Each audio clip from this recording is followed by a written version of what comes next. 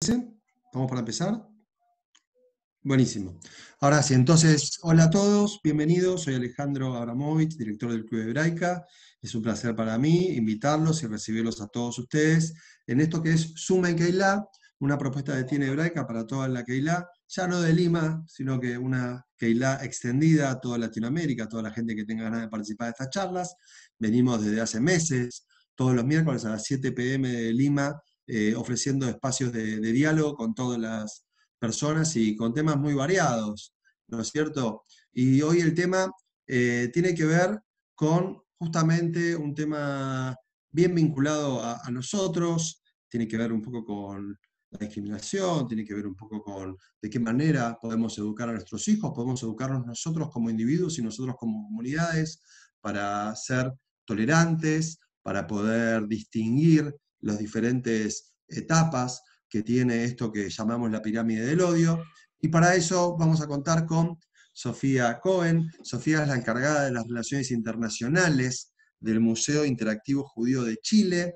Es también guía para todos los estudiantes del secundario del museo. Sofía es mexicana, hace muchos años que vive ya en Santiago. Así que Sofía, un placer enorme recibirte y ya invitarte a que te adueñes de esta charla. La consigna es muy sencilla, vamos a mantenernos todos muteados, las personas que tengan preguntas las pueden hacer, obviamente, las van a hacer directamente por el chat dirigidas hacia mí, Aleabra aparezco, ese es mi nombre, y yo cuando termine la presentación de Sofía voy a ir haciéndole las preguntas de todo de manera ordenada. Entonces, sin nada más que decir, ¿alguien tiene ganas de decir algo? ¿No? Vamos entonces a empezar con este Zoom en Keilah. Adelante, Sofía. Muchas gracias, Ale. Bueno, como Ale les contó, soy Sofía Cohen, trabajo en el Museo Interactivo Judío de Chile. Ahora estoy en la versión internacional, pero en general me dedico a las relaciones institucionales del museo. Y hoy tengo el agrado de compartir con ustedes este recurso, esta charla que nosotros solemos hacer en colegios, que se llama La pirámide del odio, del prejuicio al genocidio. Les cuento un poco de nuestra institución. El Museo Interactivo Judío de Chile es una institución que cuenta con dos recorridos, uno de historia judía y otro de holocausto, en la cual recibimos visitas, miles de visitas al mes, cuando no estamos cerrados por pandemia, que en general la mayoría son alumnos de secundario. Si bien recibimos niños que son judíos, la mayoría de nuestro público es un público no judío. Y como complemento a la visita al museo, tenemos este material que se llama La pirámide del odio, que es una charla que nosotros hacemos en los colegios. Para que se den una idea de cómo sería si lo estuviéramos haciendo en vivo y a todo color, esta charla nosotros entregamos un póster con esta pirámide que les mostré, y con tarjetas alusivas, con imágenes tanto del holocausto como imágenes actuales, con una pequeña descripción abajo. Y los niños tienen que trabajar en equipos. Esta presentación también la hemos hecho ¿cómo se llama? Para adultos y para muchos grupos diferentes. Y ellos van discutiendo en qué etapa consideran que esto debería estar y lo van colocando. También entregamos este material para los profesores y le entregamos una guía para usarlo. Y además de eso, tenemos esta foto que tenemos acá, es una capacitación que nosotros dimos a profesores de secundario, donde les mostramos cómo trabajar el material y también les entregamos el material para que lo lleven a su colegio. La idea es poder difundir el mensaje más allá si nosotros podemos ir o no, o ellos pueden venir al museo o no. Ahora, ¿qué es esta pirámide del odio de la cual hablamos con tanta familiaridad nosotros en el museo? Bueno, esto es una esquematización de un primer modelo que hizo Gregory Stanford, que desarrolló este primer modelo de las etapas de un genocidio. El primero puso 8 etapas, eso fue en el 96, y después más adelante agregó dos etapas más. Y bueno, él era el encargado y fundador del Genocide Watch, pero nosotros usamos este modelo simplificado con estas 5 etapas. Ahora, ¿qué es importante de este modelo que vemos acá?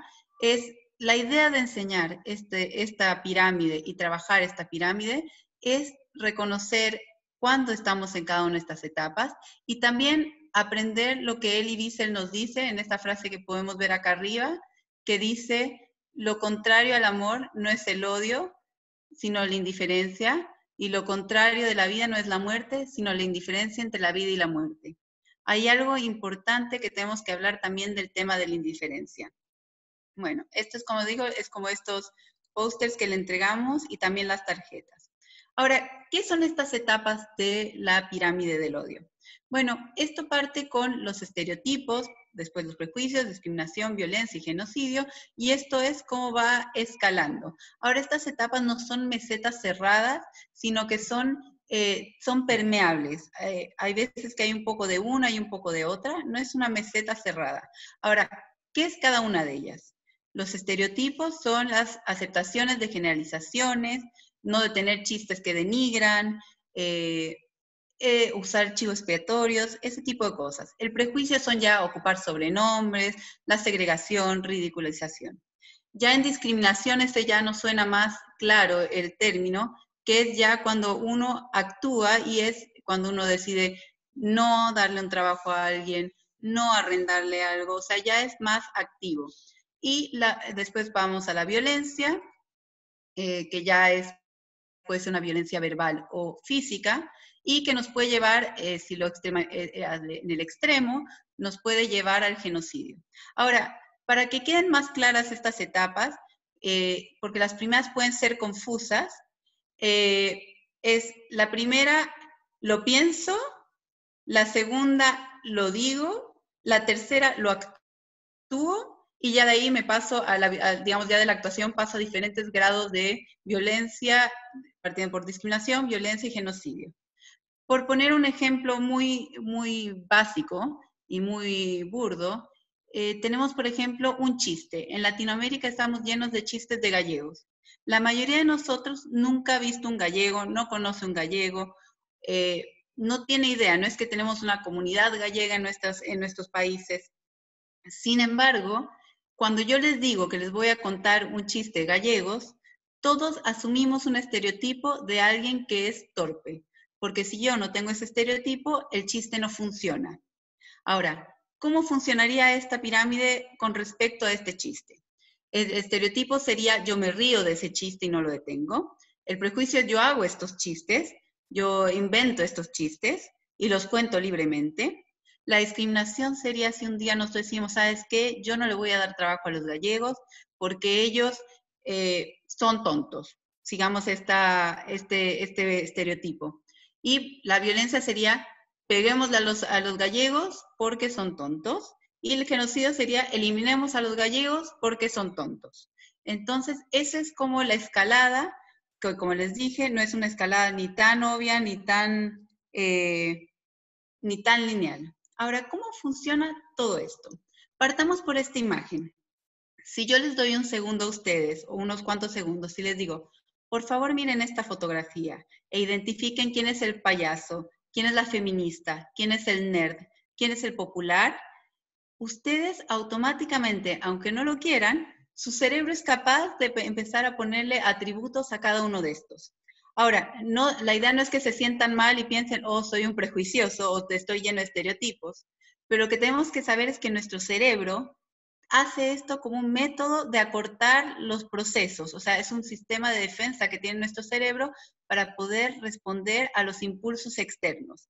Es una manera de nuestro cerebro de identificar peligro, no es que ustedes vean a la gente y encuentren peligro, pero es una manera basal de nuestro cerebro de distinguir las amenazas de las no amenazas. Ahora, una cosa es lo que mi cerebro hace automáticamente, pero por otro lado está, ¿qué hago yo con ese impulso o esa primera reacción que tiene que tengo yo instintivamente?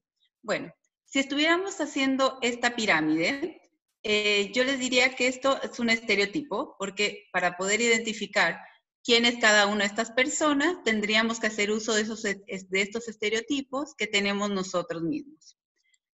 Sigamos con estos ejemplos de las láminas. Estas láminas son parte de las láminas que nosotros entregamos a los alumnos. Y acá, por ejemplo, tenemos un chiste de gallegos. Es lo que ya hablamos. Tiene dos partes. Por un lado está el estereotipo que tiene que tener aquel que recibe el chiste y se ríe, y por otro lado está el prejuicio de aquel que hizo el chiste. Entonces, una vez más, aquí vemos que hay dos etapas que empiezan como a convivir. Como les contaba al principio, nosotros entregamos a los chicos imágenes del Holocausto e imágenes actuales para que hagan este trabajo de dónde en la pirámide encuentran que está cada una de estas cosas. Esta es una de las que entregamos sobre Holocausto, que quería mostrarles. Y esta se llama, acá vemos un grupo de niños que están leyendo un libro que se llama Der Giftpilz, que fue editado en 1938. En castellano es El hongo venenoso, y es un libro antisemita que estaba lleno de mensajes con respecto a los judíos a manera de un libro ilustrado para niños. A nosotros tal vez en Latinoamérica no nos dice mucho el tema de hablar de un hongo. Sin embargo, los niños en Europa saben que cuando van al bosque, y es una actividad que se hace ir a recolectar hongos, hay unos hongos que son muy parecidos una especie a otra, solo que unos son venenosos y los otros no.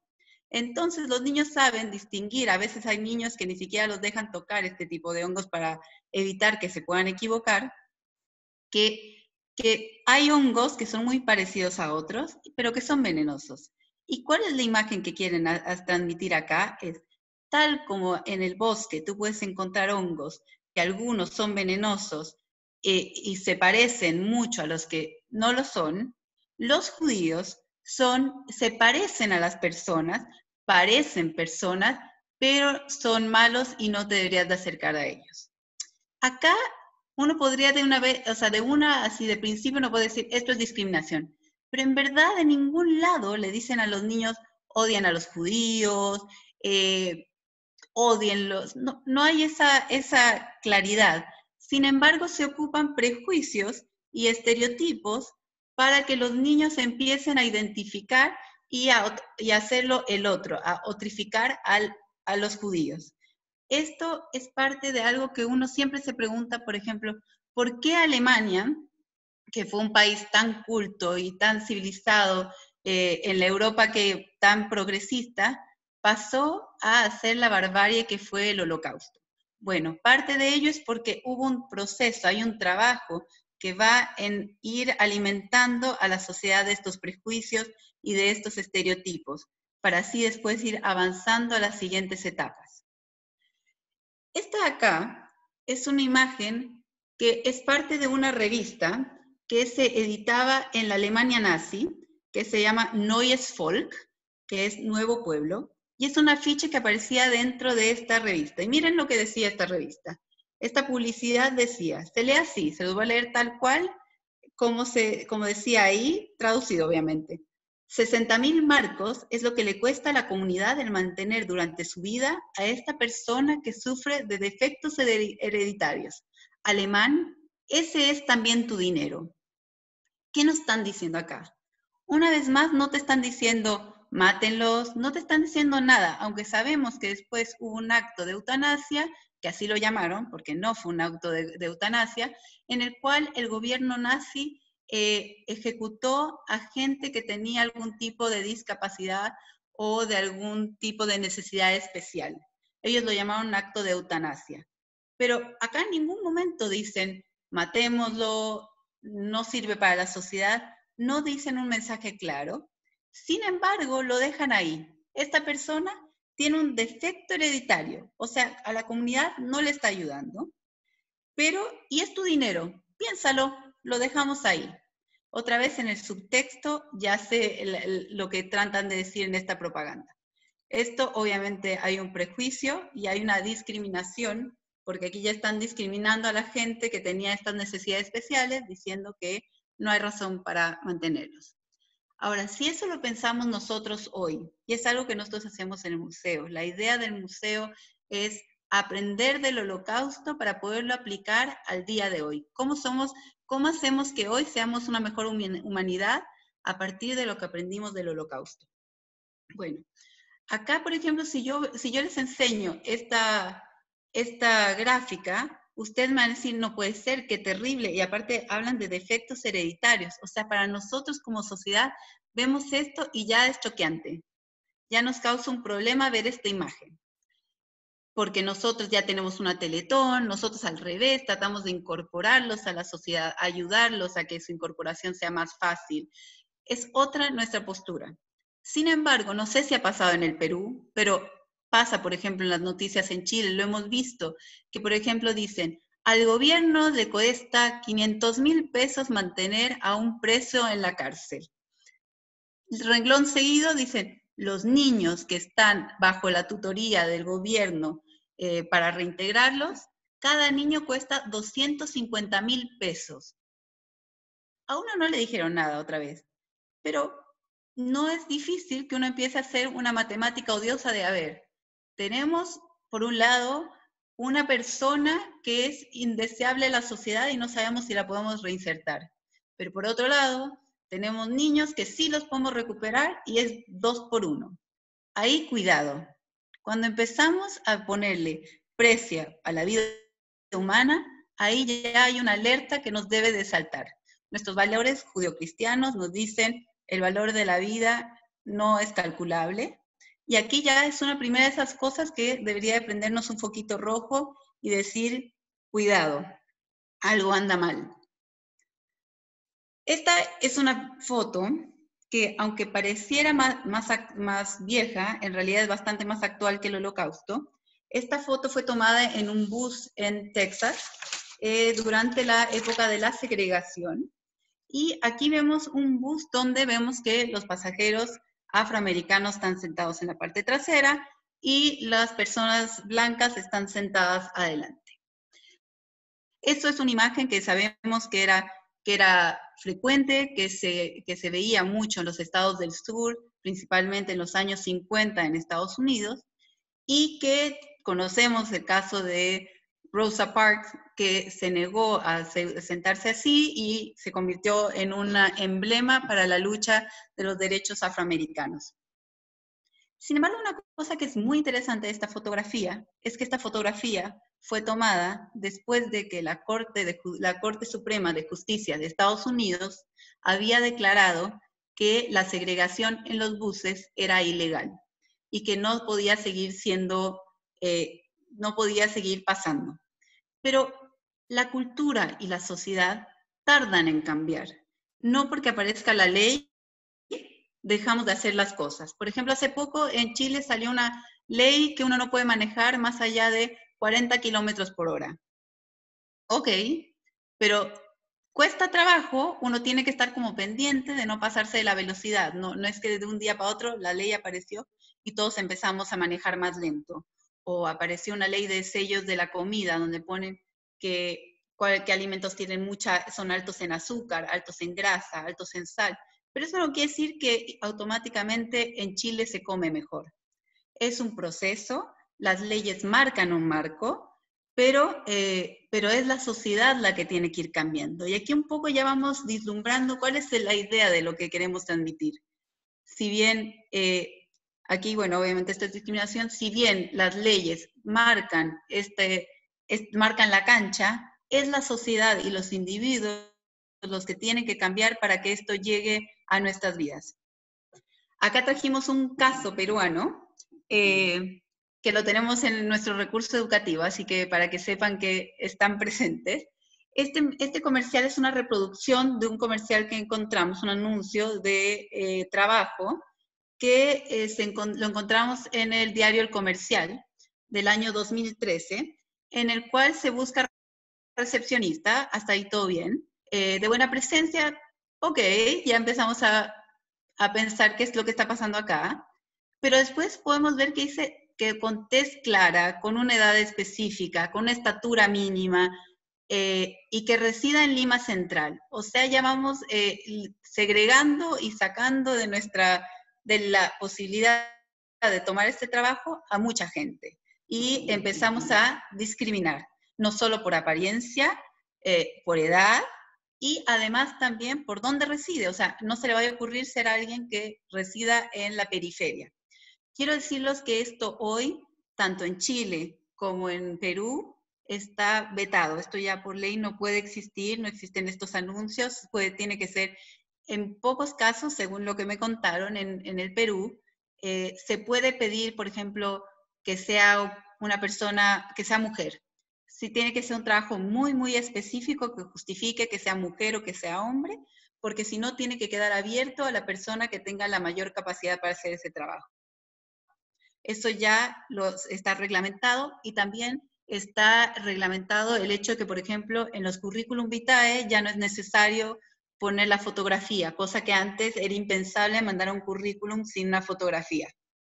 Bueno, y aquí, como comentamos, esto es discriminación. Volvemos un poco atrás al tiempo de la Shoah. Esta foto que vemos acá es una foto del gueto de Varsovia, que estaba cruzado al medio, era tan grande que había una calle al centro que lo cruzaba. ¿Y qué hicieron? Hicieron un puente por arriba para que los judíos pudieran pasar de un lado del gueto al otro, acá. Esta gente que ustedes ven acá abajo, esta gente son polacos que están haciendo su vida diaria, van a trabajar, van a comprar, están haciendo su vida normal en el tranvía, todo. ¿Qué pasa acá? Esta gente está haciendo su vida. No sabemos si a alguno se le ocurre de repente tirar un paquete de comida para adentro, o de repente le dice, oye, supe que tu prima está en el gueto de al lado y te manda a decir que está bien. No sabemos si esta gente se involucró. También no podemos hablar que ellos no querían hacer nada porque ellos también estaban amenazados.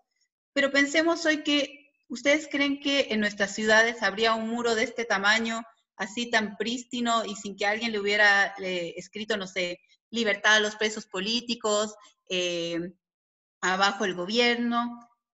Difícil de pensarlo ahora. Claramente es difícil también decir, a ellos no se les ocurría ayudar, porque, ¿por qué no? Porque como decíamos, hubo gente que ayudó, y también hay un tema de que estaban amenazados. Aquel que ayudara a un judío era condenado a las mismas penas que los judíos, entonces tampoco era tan fácil decidir ayudar.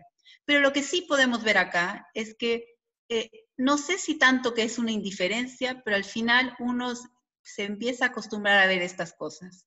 Y al final se empieza a acostumbrar tanto a ver estas cosas que empieza a ser indiferente y un poco indolente.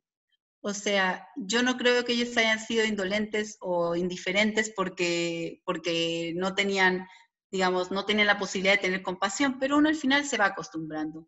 Y es cosa de pensar, por ejemplo, en nuestros países hoy en día. ¿Cuántas veces de repente vemos niños que están pidiendo dinero en la calle y ya un poco como que estamos acostumbrados a ver eso, ya un poco como que no lo vemos como algo destacable o algo que deberíamos de prestarle atención?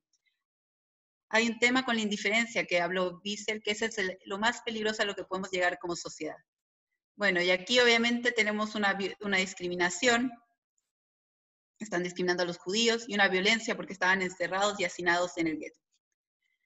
Volviendo a los días actuales, y la idea de todo esto es ir aprendiendo, tenemos este caso, que si hay abogados entre nuestro público, seguro han escuchado sobre este caso. Este caso es el caso de un chico en Chile que se llama Daniel Zamudio, quien era homosexual, y un día caminando por el parque, un grupo de personas, un grupo de personas lo tomaron, lo golpearon y lo mataron a golpes.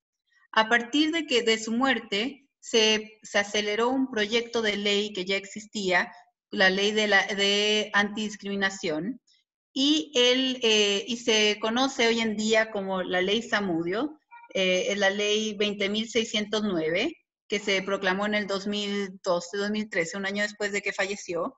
Y esta foto que tenemos acá es del tercer aniversario de su muerte.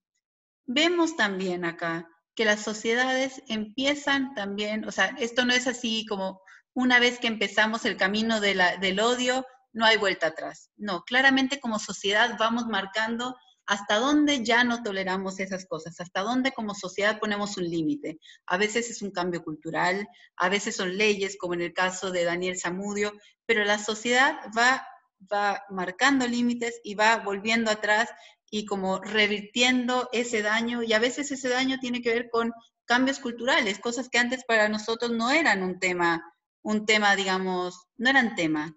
Por ejemplo, el tema de la mujer. El tema de la mujer antes no era un tema, por ejemplo, el tema de los piropos, que hoy en ambos países ya está penado el tema de los piropos callejeros, el acoso verbal callejero, y antes no era un tema. Antes socialmente no era un tema, y acá con el tema de la mujer tenemos ya que hay un movimiento doble. Por un lado tenemos que las leyes están trabajando hacia la igualdad de la mujer en el sentido de que de igualdad de posibilidades de trabajo, de sueldos, de integración a la escuela, el estudio, hay lugares donde todavía las mujeres no están tan integradas al tema escolar. Y por un lado tenemos que las leyes empiezan a marcar el camino, por ejemplo tenemos la ley del acoso callejero que salió en 2019 en Chile, y por otro lado también tenemos que la sociedad empieza a moverse a hacer estos cambios. ¿Cuántas marchas tenemos ahora por los derechos de la mujer? ¿Cuántos movimientos hay? Por ejemplo, el movimiento Me Too, otra vez, era algo que socialmente, culturalmente era aceptado, pero con el tiempo fuimos dándonos cuenta de que como sociedad queríamos cambiar y queríamos marcar el límite en otro lado. ¿Ya? Bueno, esta lámina para mí también era interesante traerla para que la miren, porque si bien es violencia, este acoso callejero, muchas veces nos ha pasado que cuando llevamos esto a los colegios nos dicen, las mismas niñas nos dicen, pero ¿por qué lo ponen como violencia si en realidad le están diciendo que es bonita? Otra vez, hay cambios culturales que vamos trabajando poco a poco como sociedad y como individuos. Todos estos temas que estamos hablando son más actuales y podemos ver que podemos aprender de lo que se vino antes. Si bien es peligroso decir holocausto igual a bullying, porque no es la idea, holocausto igual a violencia de género, sí podemos decir que hay aprendizajes de cosas, de primeras etapas que pasaron para llegar a lo que conocemos como la Shoah o el holocausto, que nos pueden dar enseñanzas de cómo no repetirlo.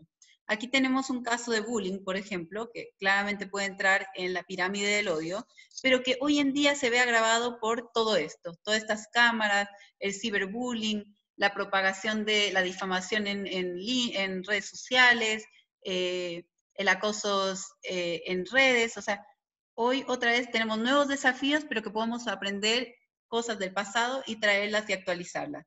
Bueno, esto es violencia. Temas actuales en nuestros países también está el tema de la migración. Por ejemplo, aquí tenemos una noticia que fue dada en uno de los portales de la radio, de una radio acá en Chile, donde podemos ver que a una inmigrante haitiana, la trataron mal y hasta le dijeron cosas y hasta le escupieron en la cara. Esto claramente es violencia y hay que ver que en el tema de los migrantes, muchas veces no somos capaces de empatizar con la historia que hay detrás, con la historia de dolor, con la historia de desapego que tiene un inmigrante y que viene a esforzarse en estos nuevos países. Acá en Chile tenemos una migración muy alta y que este tipo de situaciones se han dado más constantemente. Este es violencia porque le escupieron en la cara, o sea, eso ya es una violencia que si bien no es que la golpearon, es una violencia física. Volvamos un poco entonces atrás a hablar de esta pirámide del odio. Como vimos, hay diferentes etapas y también no es casualidad que esto sea un triángulo y no sea un cuadrado, porque claramente encontramos muchos más casos de estereotipo en nuestra sociedad, en nosotros mismos. Son menos los prejuicios, menos los actos de discriminación, la violencia y los genocidios obviamente son los menos y ojalá que desaparezcan de la humanidad. Pero lo que yo les decía, es importante nosotros como sociedad, ¿dónde vamos poniendo estos límites? ¿Dónde como sociedad, tanto como nuestras leyes, como nuestro actuar, como nuestra cultura, vamos diciendo hasta aquí? Esto ya no va más, regresémonos un poco. Y si bien hay cosas o hay algunos que tienen que tener estas bases para llegar a esto, no es tan así como tenemos que pasar por todas estas etapas para llegar hasta acá. Esto, hay veces que se salta alguna de estas, pero para poder llegar a un genocidio, claramente tengo que partir por esto que es la deshumanización, después como irlo actuando, irlo poniendo en práctica, hasta que ya podemos llegar y saltar a la violencia. Y una vez más, muy importante, aquel que se mantiene pasivo le da la pasada a aquel que puede hacer, a infringir toda esta violencia y estos genocidios y cualquiera de las otras etapas. Esta imagen de acá, y quiero ya enfocarme un poco en el tema de la violencia. Esta para mí es una de las más atroces de todas las que tenemos. Son todas muy, me pegan, pero esta es más dura. ¿Por qué está acá? A ver, ¿qué vemos acá? Vemos un soldado que le está apuntando a una mujer que tiene un niño en sus brazos, un grupo de personas que está tratando de resguardarse.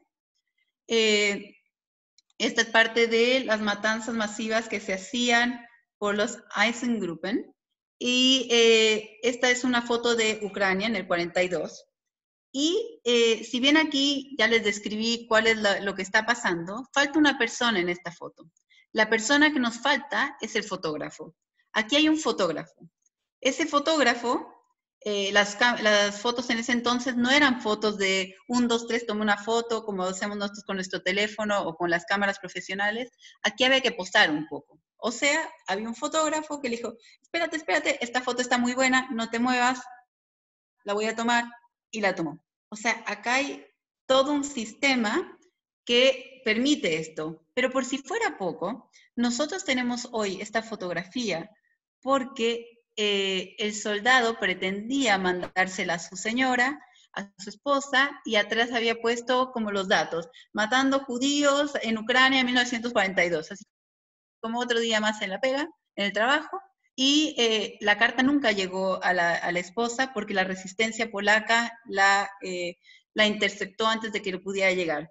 Pero aquí vemos una cosa que tenemos que tener mucho cuidado de no llegar a eso. Estamos viendo una moral distorsionada. Estamos viendo una sociedad donde esto era algo que no lo ocultabas a tu familia. O sea, estaba penado, los soldados no podían enviar esta información a sus familiares, pero no era algo que los avergonzara. Tan es así que él pensaba que se la debería de mandar a su esposa para mostrarle lo que estaba haciendo mientras estaba trabajando, mientras estaba en la guerra. Mucho cuidado en no caer en esto, mucho cuidado en que como sociedad no vayamos a estos andares. Ahora, acá, por ejemplo, si yo veo esta foto, tampoco es que estoy viendo, muchos niños nos dicen que aquí hay un genocidio.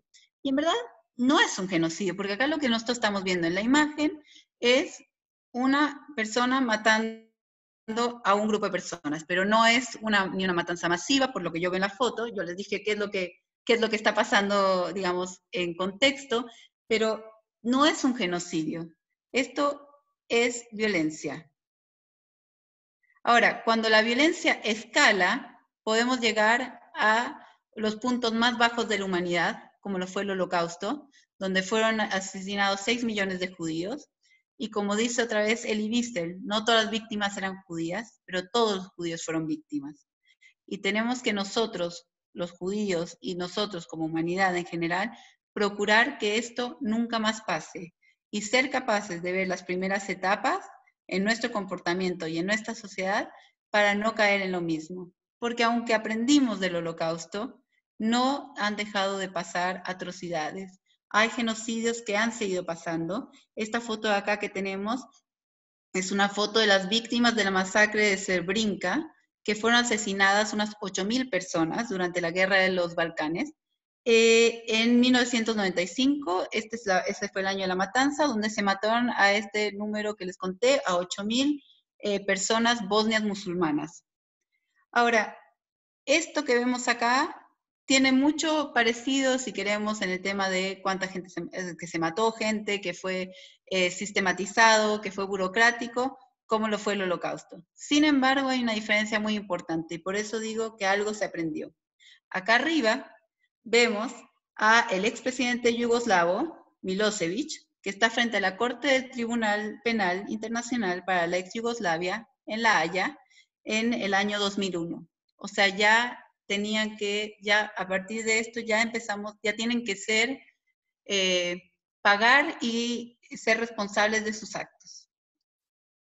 Ahora, si bien, como les decía, el mundo aprendió, tenemos que tener cuidado, porque no deja de asustarme y no debería dejarnos de asustar cuando vemos elementos que se repiten, que a pesar de todo, a pesar de lo que hemos aprendido, hay cosas que que hay elementos que siguen resonando y siguen apareciendo. Por ejemplo, en estas dos, disculpen, están volteadas, pero voy a partir con la del Holocausto. Acá tenemos esta mujer que está acá, está sentada en una plaza pública, con un letrero que dice, yo estoy expulsada de la comunidad del pueblo. Ella, su crimen fue haberse casado con un judío. Ella no era judía y se casó con un judío. Y la sentaron en la calle con este letrero. Por este otro lado, tenemos un judío polaco al cual un miembro de la SD le está cortando su barba. Del otro lado, les enseño, muchos años después, 2016, en Oaxaca, en México, hubo una gran manifestación, una huelga muy grande de profesores, y estos profesores de acá, estos maestros de acá, osaron no adherir a la huelga.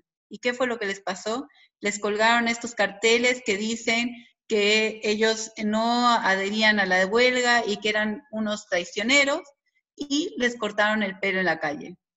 Como les digo, no se puede comparar porque el contexto social, económico, histórico es diferente, pero no lo deberíamos dejar pasar por alto que hay elementos que se repiten, hay elementos que nos evocan a cosas del pasado y que nosotros deberíamos de ser los primeros en decidir, no ser pasivos y actuar y evitar que esas cosas pasen. Una vez más, nosotros como sociedad, si no, las leyes nos ponen marcos, pero si la sociedad no cambia y nosotros como individuos no cambiamos, las cosas no van a cambiar en la velocidad que deberían.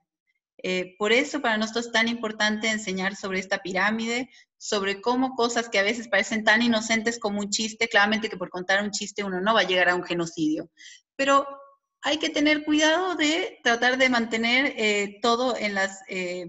mantener todas estas etapas bajo control y no pasar de una a otra y dejar que esto vaya escalando.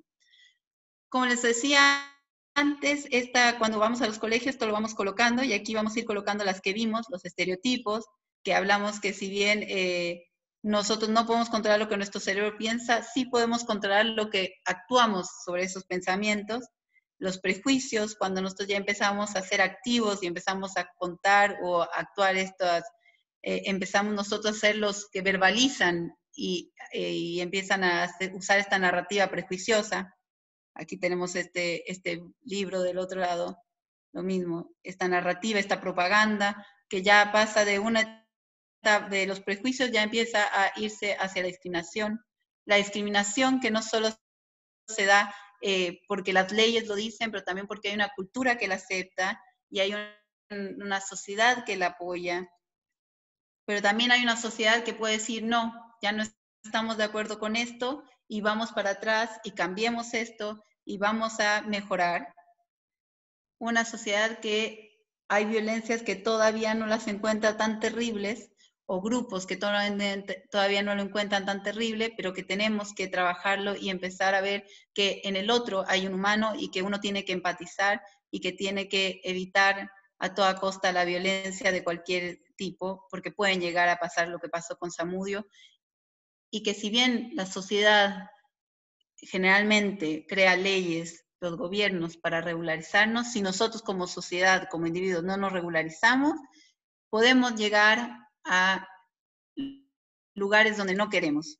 Podemos empezar a acostumbrarnos a ver violencia, podemos acostumbrarnos a ser indiferentes, aunque no lo queramos. O sea, yo creo que nadie de nosotros, si le preguntan, dice, no, a mí me da lo mismo, a mí me gusta ser indiferente, o sea, da lo mismo, sí, si hay niños que se mueren de hambre, bueno, no es algo que uno quiera ni planifique, es algo que uno se va acostumbrando, porque si uno no tiene prendidas las antenas para decir, esto no va, esto no puede pasar, eventualmente nos acostumbramos a ver violencia y podríamos llegar a una sociedad donde esta antimoral es la nueva moral, donde donde si siento que me ocupa mi metro cuadrado o me está invadiendo o me parece que nos está quitando algo, yo tengo el derecho de quitarlo de mi camino.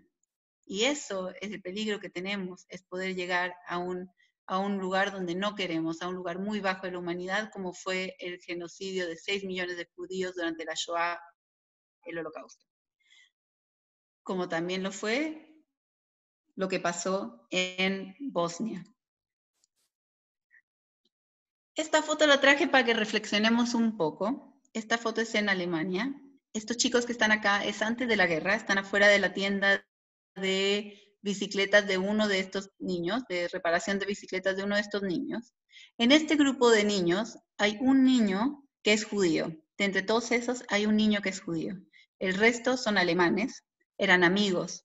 Pero vino la guerra, vinieron los prejuicios, vino la discriminación, vino la violencia y pasó por las vueltas de la vida que uno de estos niños terminó siendo prisionero en Bergen-Belsen y otro de estos niños terminó siendo guardia en ese mismo campo. Tenemos que proteger a nuestra sociedad, a las futuras generaciones de que esto no pase, que no caigamos en estos mismos errores del pasado. Ahora, mi idea no es dejarlos con un mensaje negativo, sino que decirles que hay esperanza, que hemos cambiado, que hay cosas que han mejorado. El mundo cambió, después de lo que pasó en el Holocausto, hay cosas que mejoraron. Por ejemplo, lo que les enseñé de Yugoslavia y que sigue existiendo y que se sigue aplicando las Cortes Internacionales de Justicia, donde los crímenes contra la humanidad son juzgados y la gente que los perpetra, no importa si son burócratas, si son presidentes, si son lo que sean, van a tener que ser responsables y rendir cuenta de sus actos. El mundo está comprometido con prevenir y castigar los genocidios donde sea que estos pasen. Hay una protección internacional de los derechos humanos. Después del Holocausto se declara la Declaración Internacional de los Derechos Humanos y hay un compromiso internacional de protegerlos. El principio del consentimiento informado cuando uno en los procedimientos médicos también surge después del Holocausto. La urgencia de una patria judía, que si bien ya estaba en construcción, se aceleró la necesidad, o sea, se vislumbró la necesidad y urgencia de este Estado. La protección de refugiados, que los que hemos estudiado sobre el Holocausto sabemos que el mundo se cerró y que los judíos tuvieron que huir y no fue fácil, no hubieron muchos lugares que los aceptaron y hoy existe esta protección a los refugiados, como la comunidad internacional está comprometida con esto. Y por último, la conciliación entre la Iglesia y el pueblo judío. Ahora, ojalá, ojalá, ojalá, y este es el mensaje final con el que me gustaría terminar. Elie Wiesel, que nos ha acompañado durante toda esta exposición, dijo que después de Auschwitz la condición humana ya no es la misma. Espero y está en todos nosotros que esto que dijo Elie Wiesel se cumpla, que en verdad la humanidad haya aprendido, que en verdad seamos capaces de ver en el otro a un semejante, a una persona que merece nuestra empatía, que nos tratemos de deshacer de todos nuestros prejuicios y estereotipos y que evitemos a toda costa discriminar y la violencia y sobre todo, más allá de evitar el no, no, no, la idea es que veamos la riqueza que existe en la multiculturalidad, en el respeto al otro, en una sociedad inclusiva. Y eso es parte de lo que dedicamos todo nuestro día en el museo y nos encantaría que todos ustedes nos acompañen en nuestra misión. Muchísimas gracias. Muchas gracias, la verdad. Buenísimo toda la explicación. Ahí hay gente que está intentando aplaudir. Pueden poner el simbolito de aplauso como hizo Jeffrey muy bien.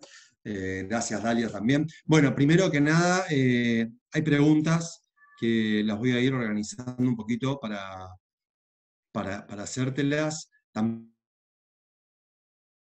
que nos felicita, gracias a Rita de Montevideo, Rita Binocur, que nos felicita por la charla, gracias a vos que estás aquí, que te sumaste, también a otra gente que nos quiso ir saludando en otro momento. Pero bueno, ahora sí, vamos a empezar con las preguntas. La primera tiene que ver con si la pobreza hoy podemos entenderla como una de los tantos peldaños que tiene esta pirámide del odio. Mira, no sé si la pobreza como tal la podríamos meter como un prejuicio o un estereotipo, porque la pobreza es tiene una construcción social, económica que va más allá de esta pirámide, pero lo que sí podemos hacer, y sí entra en esta pirámide, son todos los estereotipos y todos los prejuicios que tenemos hacia la gente que podría estar en pobreza, por ejemplo. ¿Cuántos comentarios no hemos escuchado? Comentarios clasistas o comentarios que generalizan o que hacen comentarios discriminatorios hacia alguien que está en una posición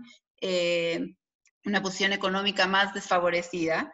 Sin embargo, no deja de lado lo que yo decía, la indiferencia. No podemos ser indiferentes al dolor humano, porque una vez que uno empieza con una cosa que ya eres indiferente, cada vez es más fácil ser indiferente a otra. Acá hay unas opiniones que también me gustaría compartirlas, ¿no? Bueno, las puso en el chat. Combatir los estereotipos es un tema cultural difícil de erradicar. ¿Qué se propone para ir más rápido y tener resultados más alentadores? Pregunta Jaime. Y por otra parte, también con respecto a la educación, Olivia dice, la educación con respeto, siendo incluyente e intolerante, es la única forma de mejorar, es qué podemos hacer individualmente para sumar. O sea, ¿cómo hacemos para que una educación que tenga que ver con la tolerancia y el respeto, cómo podemos encauzarla dentro de los programas, quizás en donde nosotros, tanto colegios, clubes, instituciones, cómo podemos encauzarlas para sumar y tratar de prevenir, ¿no? La creación de estereotipos, discriminaciones, odios, etcétera? Mira, yo creo que la respuesta está en la pregunta. La educación es la respuesta a todo esto, es la apuesta de la mayoría de los que nos dedicamos a esto, los que nos dedicamos al tema de educación, sabemos que esta es la respuesta. O sea, yo no puedo hoy llegar y a una persona decirle, ya, listo, mañana no tienes prejuicios, listo, se acabó, no, no tienes permiso de tener prejuicios. No funciona así, que también ahí va el tema de la ley. O sea, la ley puede decirnos, no puedes discriminar a alguien, pero es algo que depende de mí, es de mi actuar. Entonces, me puede prevenir y me puede castigar, pero de ahí a que sea algo natural, es solo la educación. La educación es como esta agua que va pasando por una piedra y la va limando y la va limando y la va limando, y es tiempo, es dedicación, es recursos. Hoy en día tenemos que ser muy creativos con cómo, ahora más todavía con todo esto de la pandemia, todavía tenemos que ser 3 veces más creativos de cómo llegamos a este nuevo ciudadano que estamos tratando de ayudar a formar, un ciudadano que nos dimos cuenta que las habilidades para los cuales nosotros lo preparábamos con toda esta nueva realidad no es el ciudadano que en verdad necesitamos. Necesitamos un ciudadano empático, agente de cambio, que sea capaz de empatizar, que sea capaz de salir de su zona de confort. Y eso solo lo podemos lograr a partir de la educación. No es un proceso rápido, pero lo que podemos hacer nosotros individualmente es tratar de influir en el círculo alrededor que nosotros tenemos. O sea, todos los que tenemos hijos, ¿qué mejor manera de comenzar que comenzar con nuestros hijos? Parar cuando vemos que hay algún tipo de situación en la cual se puede prestar, hay que ser activos. Esto es la única manera. No va a ser de un día a otro, esto es el esfuerzo de mucha gente y tiene que ser el esfuerzo de más gente. Si queremos que sea rápido, más gente tiene que sumar a la tarea. Hay algunas preguntas que son muy puntuales que tienen que ver con Chile. Antes de hacerlas, también quiero contarles a todos que nos está acompañando como espectadora, pero también con ánimo de participar, Maika Maya, que es de nuestra comunidad, acá de Perú. Ella es abogada, con maestría en ciencias políticas, y es la directora ejecutiva de Tolerancia y Asertiva en Tolerancia. Está bien, no quiero decir una cosa que no entiendo muy bien, así que tiene que ver mucho con el tema de lo que estamos hablando, y que por ahí, si alguien tiene alguna consulta que tenga que ver con cómo Perú se prepara, cómo Perú está debatiendo estos temas con respecto a la discriminación y la tolerancia, por ahí pueden hacer alguna pregunta, y Maika nos va a ayudar a darle un poquito de luz a este tema. Así que mientras que llegue alguna pregunta, y ya presentaba Maika, ante todo, Maika, gracias por estar, y cualquier cosa después te consultamos. Sí, me gustaría un par de preguntas que tienen que ver con Chile. Una que tiene que ver con el auge del nazismo en Chile, cómo se vive en una sociedad, en la sociedad chilena, cómo de repente quizás vos lo sentís, cómo vos lo podés ir midiendo en tus encuentros con estudiantes de secundario y con otros ámbitos. Y también otra pregunta general, que no tiene que ver con Chile, que es general, que tiene que ver con el rol que tuvo la Iglesia Católica durante la Shoah. Bueno, ¿por qué piensas que también muchos países del mundo actuaron de manera pasiva durante la Segunda Guerra Mundial? Y si existe una construcción social sobre actitudes discriminatorias hacia una sociedad. Son preguntas por ahí muy amplias, que si tenés alguna mirada puesta en estos temas, si ya pudiste en algún momento trabajarlas, sería lindo escuchar tu opinión, Sofía. Wow, voy a ver si no se me olvidan, porque fueron varias a la vez, ¿ya? Bueno, primero que nada, en cuanto a lo que a lo que preguntaban sobre la iglesia, claramente hay cosas de la iglesia que todos sabemos que no fue la mejor en comportarse durante el Holocausto.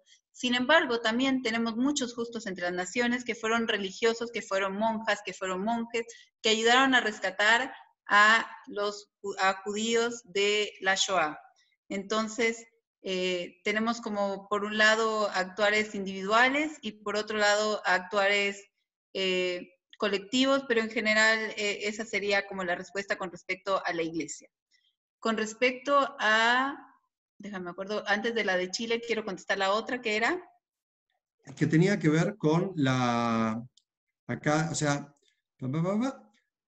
existe una construcción social sobre actitudes discriminatorias hacia una sociedad. O sea, hay sociedades que tengan una construcción dentro de su ámbito colectivo hacia otras sociedades. ¿Cómo se trabaja ese tema? O sea, en mi visión sí hay algunas sociedades que claramente generan un estereotipo con respecto a otra sociedad. Lamentablemente esto es moneda corriente, pero ¿cómo se puede trabajar en lo colectivo para que eso no suceda? Bueno, primero que nada tenemos que trabajar todo lo que son las generalizaciones que nos llevan a prejuicios generalizados. Claramente, en general vemos que los prejuicios, por ejemplo, de una sociedad a otra, es, por ejemplo, si son países que son vecinos, o vemos que son, por ejemplo, si hay un grupo de migrantes grande que viene hacia el país. Una vez más tiene que ver con esta posibilidad de compartir el metro cuadrado, y hay un trabajo ahí de evitar la generalización. Lo que decíamos, muchas veces escuchamos, todos los son tal cosa. No, y uno va ahí frenarlo. No todos los son tal cosa porque no conoce a todos.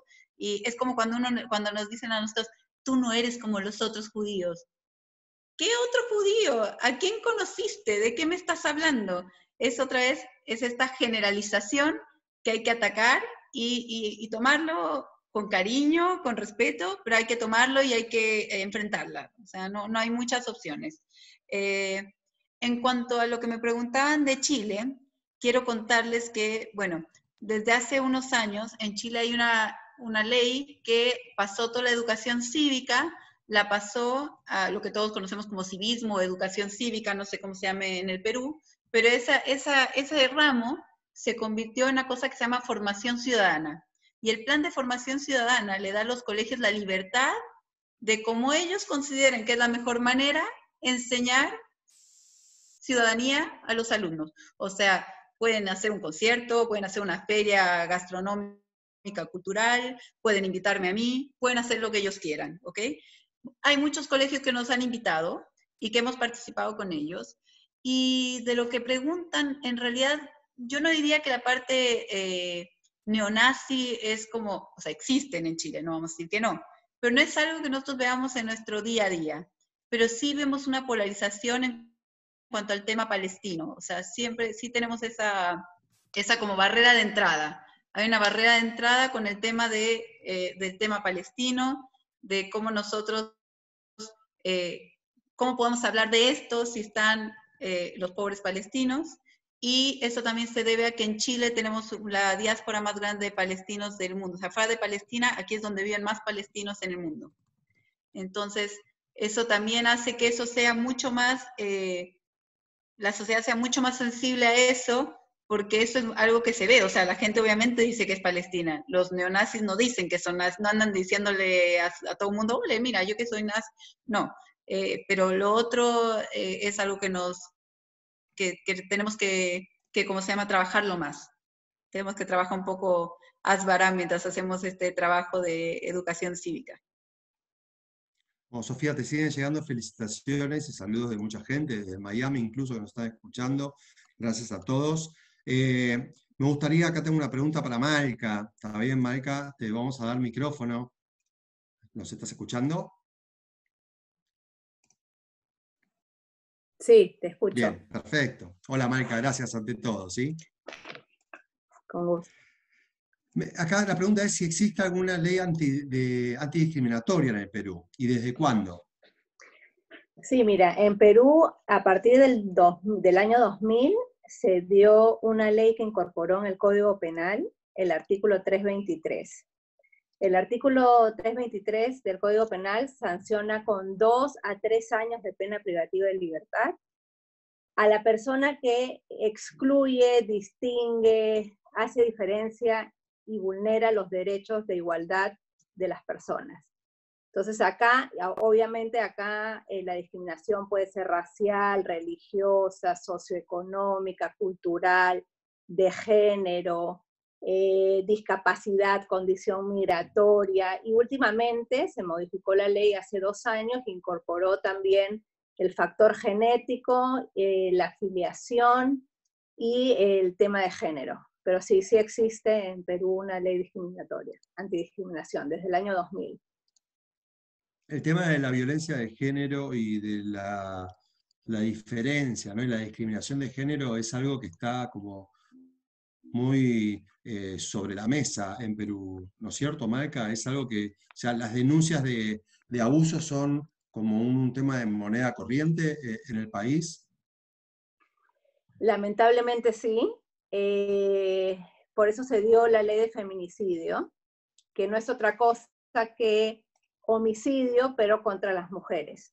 Y justamente eso viene a ser una discriminación positiva, porque también hay lo que es la discriminación positiva. En este caso, por ejemplo, se hizo una ley especial para las mujeres cuando cometen homicidio contra ellas. Otra discriminación positiva es la ley de cuotas, por ejemplo. En el año 96, en la Ley Orgánica de Elecciones, se incorporó la ley de cuotas, en la que se establece que primero 25%, ahora 30% de la lista de candidatos debe estar integrada por mujeres. A eso le llamamos una discriminación positiva, ¿no? Todo en beneficio de grupos vulnerables, en este caso las mujeres. Y una pregunta que acá tengo que me gustaría, un poco la fue desarrollando en la temática Sofía, pero bueno, por ahí la podemos volver a remarcar, y que es qué diferencia existe entre discriminación, crímenes de odio y discurso de odio.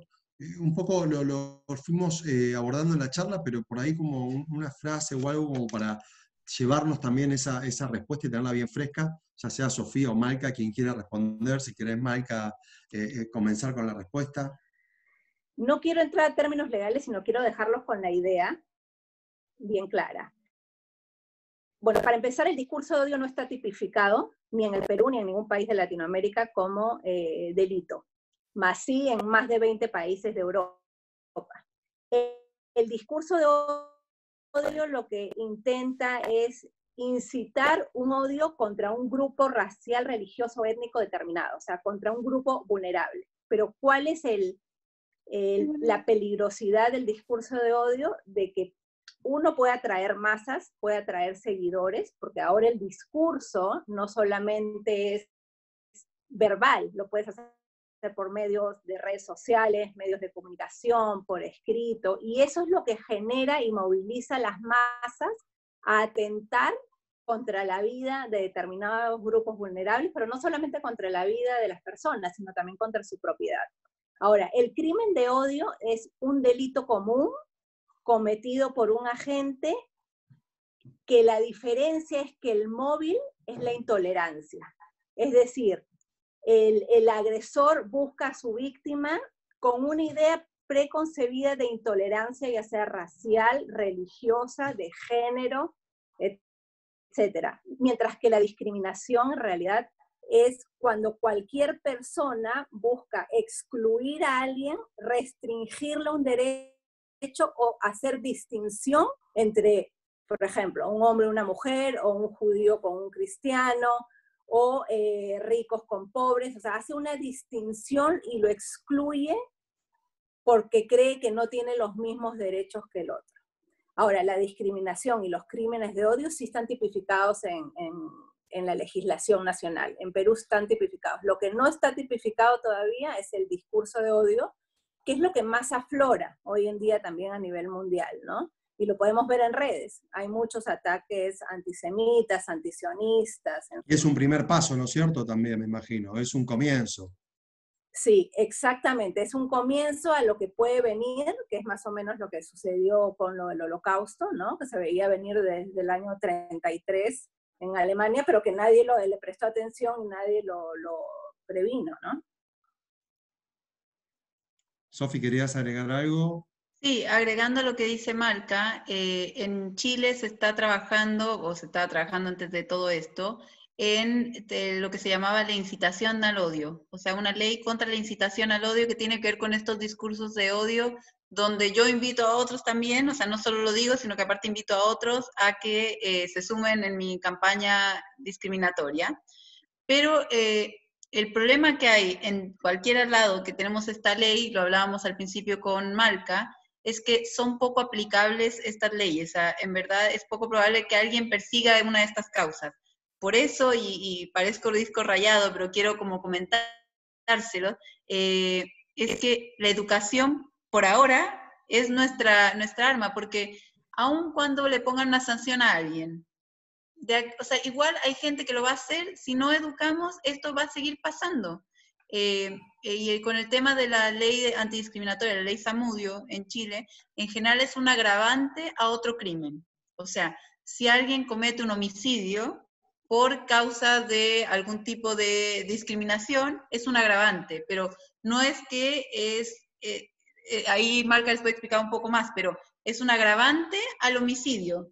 No es que es el crimen per se, o sea, si yo les mando a un abogado, le mando 20 correos que alguien me dijo judía no sé qué cosa, no necesariamente vamos a llegar a más allá de que lo corran, no sé. O sea, no vamos a llegar a muy lejos en el tema Claro, legal. el crimen es el homicidio y en todo caso cualquier gesto de discriminación va a ser un agravante, un atenuante, pero en sí lo que está tipificado es el homicidio, en este caso, o la agresión violenta que se haga. A propósito de lo que estaban diciendo recién y con esto que tenía que ver con cómo leer la coyuntura, cómo tratar de entender las cosas que están pasando para ver cómo nos anticipamos a lo que pueda suceder. Traigo a colación acá un comentario de Tito, de Moretito, nuestro querido Moretito, que dice que toda esta charla nos ayuda un poco a comprender los procesos sociales, ¿no? Y procesos sociales que se repitieron lamentablemente a lo largo de la historia de la humanidad y que por suerte hoy, en el caso por lo menos de los judíos, tenemos instituciones como la de ustedes, como el mismo Museo de la Tolerancia de la Shoah que tenemos en Perú, el Centro Simón Wiesenthal, que están constantes, y otros tantos, ¿no? Que están siempre atentos a lo que está pasando en la coyuntura, como para poder anteponerse, o como para poder anticiparse a cualquier situación no deseada. Creo que eso sí es algo que por lo menos los judíos supimos leerlo y darle la importancia de la existencia de este tipo de instituciones, ¿no es cierto?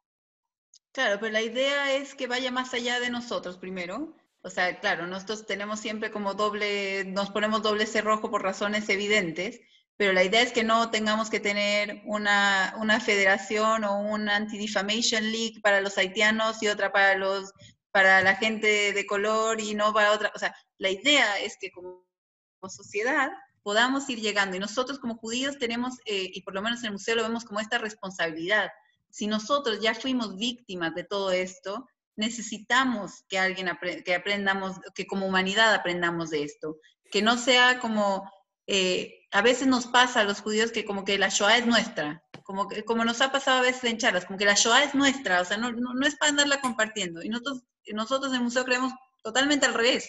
Nos pasó a nosotros, es cierto. Los únicos que tenemos ese dolor como pueblo, que tenemos familiares, que somos nosotros, sí, pero hagamos algo, o sea, saquemos algo en limpio de este dolor, proyectémoslo, y ahora en nosotros, las nuevas generaciones, está la obligación de enseñar y de transmitir, porque los pocos sobrevivientes que nos quedan, que vivan hasta los 120 años, pero ya son pocos, o sea, está en nosotros poder transmitir, y poder transmitirlo no como el cuento que se repite. Por eso nosotros siempre estamos buscando formas más innovadoras de enseñarlo. Tenemos esta pirámide, que por cierto, paso el anuncio, si hay algún colegio que quiera hacerlo con sus alumnos, ahora que estamos en este mundo globalizado y puedo dar clases en cualquier lado del mundo, feliz lo podemos hacer en cualquier lugar, en Perú, en Chile, yo justo hoy en la mañana estuve con un colegio. Entonces la idea es trabajar juntos para que no como judíos nos tengamos que proteger, sino que vivamos en una sociedad que sea capaz de respetar a sus minorías. Buenísimo, bueno, nos cuentan un poco sobre la importancia de la misión que tiene el Museo Interactivo Judío de Chile. Entiendo que también en otros países hay museos que educan constantemente, que ayudan a poder comprender un poco la situación, ayudan a comprender las sociedades y desde ya a enseñarnos a ser un poco tolerantes. Acá también en Lima tenemos el Centro de Educación para el Holocausto y Humanidades, que funciona desde hace unos años y que realmente es importante que toda nuestra comunidad también sepa que al igual que en este caso el Museo de Chile, atiende muchísima gente, no solamente nuestra comunidad, está a full abierto para que lleguen alumnos de primaria y secundaria de todo el país, y realmente son ya miles, se cuentan por miles las visitas que tuvo el museo. Párrafo aparte, lo importante que es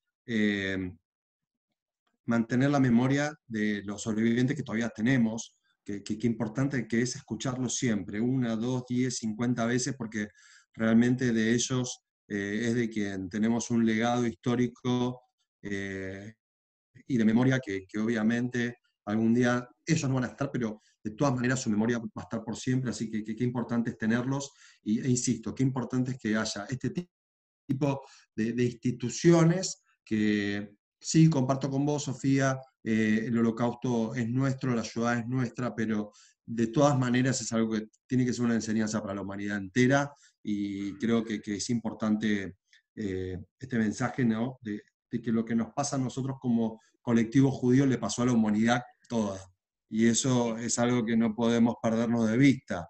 Y lo mismo le pasó a los gitanos, le pasó a los armenios y a otros tantos pueblos, a otras tantas minorías en el mundo, y lamentablemente es algo que no dejó de pasar. Es una tristeza, pero es la realidad, y qué bueno que nosotros podamos tener empatía para poder tratar estos temas, que podamos aprender y que podamos educar a nuestros hijos en un mundo que intentamos que sea mejor.